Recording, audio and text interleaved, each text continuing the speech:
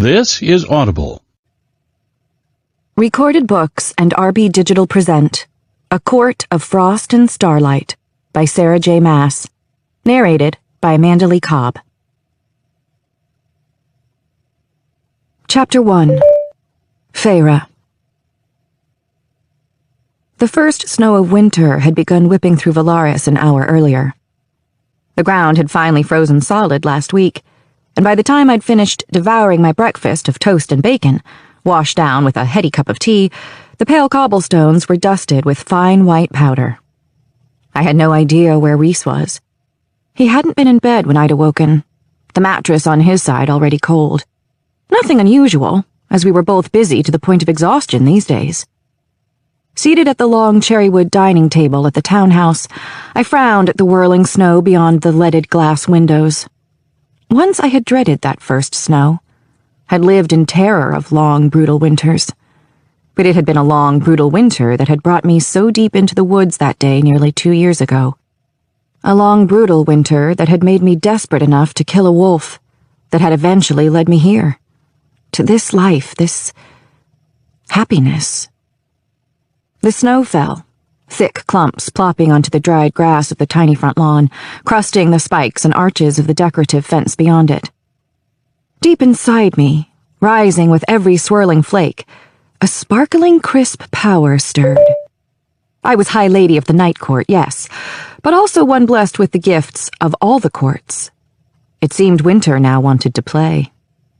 Finally awake enough to be coherent, I lowered the shield of black adamant guarding my mind and cast a thought down the soul bridge between me and Rhys. Where'd you fly off to so early?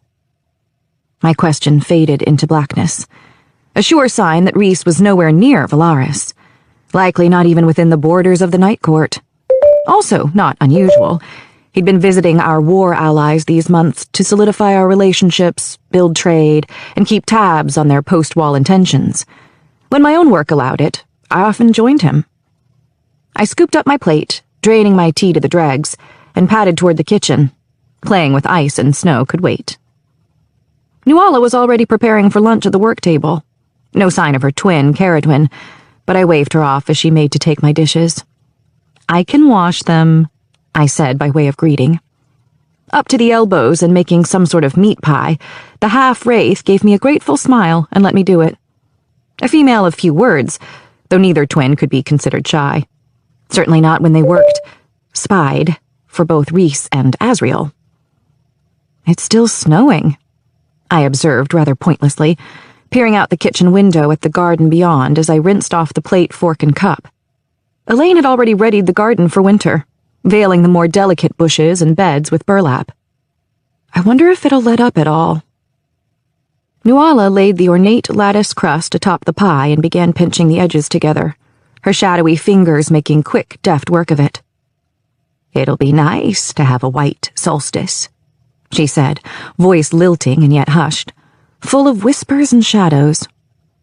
Some years, it can be fairly mild. Right. The winter solstice. In a week. I was still new enough to being High Lady that I had no idea what my formal role was to be.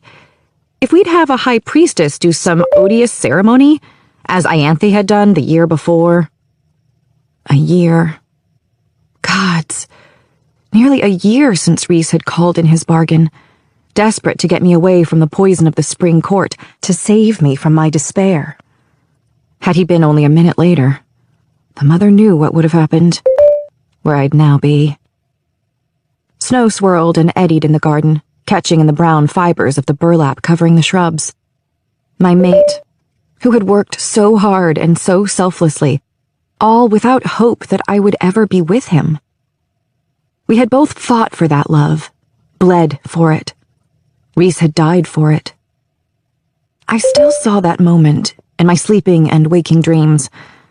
How his face had looked, how his chest had not risen, how the bond between us had shredded into ribbons.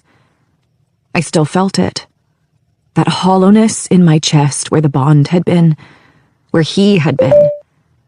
Even now, with that bond again flowing between us like a river of star-flecked night, the echo of its vanishing lingered, drew me from